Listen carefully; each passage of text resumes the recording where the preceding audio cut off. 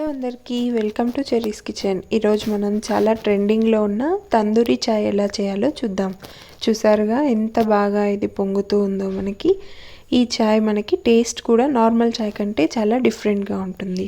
దీనికోసం ముందుగా స్టవ్ పైన ఒక గిన్నెలో ఒక గ్లాస్ వాటర్, కొంచెం అల్లం ముక్క, 2 ఇలాచీ, 1 స్పూన్ అంత టీ పౌడర్ వేసి బాగా ఉడికించుకోవాలి.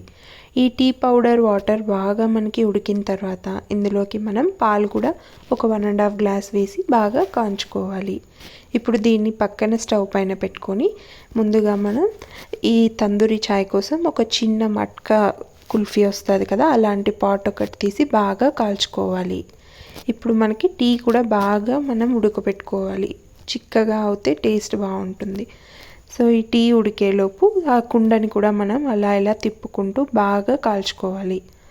ఇప్పుడు 2 మనకి రెడీ అయిపోయాయి. ఇప్పుడు ఒక గిన్నెలో తీసుకొని మనం టీ మొత్తం అందులోకి వేసుకుంటే ఇలా మనకి బాగా పొంగాలి.